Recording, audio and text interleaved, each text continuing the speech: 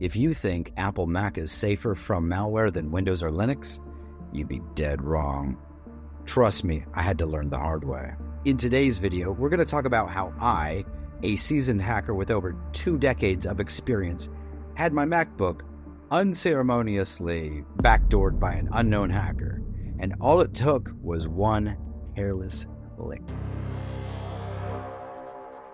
Let this be a warning for anyone out there downloading files from untrusted sources.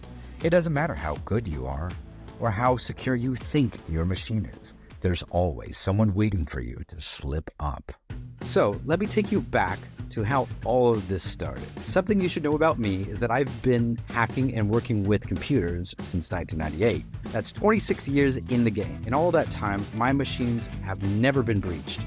Not a single time have I ever been backdoored, no remote access Trojans. My data has always been secure until now. Yeah, I know what you're thinking. How does a hacker get hacked? Well, I'm so glad you asked. Let me explain.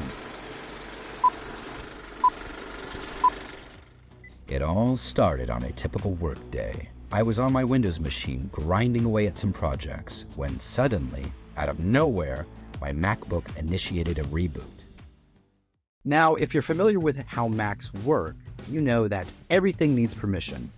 That includes updates, installs, just merely accessing system settings, changing configurations, etc. So at first I thought, oh, it must be an automatic update. No big deal, right? But then I kept thinking, right? And thinking, why didn't I get notified about this update? Something wasn't right.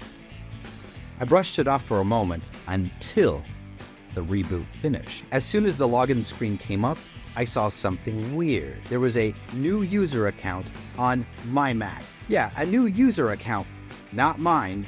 And that's when it hit me. My nearly 30-year track record completely shattered. Gone just like that. So what went wrong? How did I, a self-proclaimed unhackable computer nerd, get backdoored? Here's the thing. It wasn't because of some high-level zero-day exploit or some elaborate social engineering scheme. It was rather quite simple. It was because of one simple mistake, which was a careless mouse click. Earlier that week, I had downloaded a file from an untrusted source. You know, I was in a rush, working on multiple projects, and I didn't pay close attention to what I was doing. Now, normally I would thoroughly inspect any download before opening it, but for some reason, this time I didn't. And that's all it took. One infected file, one click, and boom, someone was in my system. Just like that. So here's the lesson, folks. No matter how careful you are or how skilled you think you've become, all it takes is a single moment of distraction to give someone access to your life. And that's exactly what I did. I let my guard down, you see, and someone got lucky. Lucky enough to compromise my Mac. After the shock wore off, I took immediate action to try to secure my Mac. I disconnected it from the network, used another device to access my backups, and wiped the machine clean. Then I rebuilt it from scratch, no shortcuts, and thankfully, the damage was minimal. But it could have been so much worse than it was.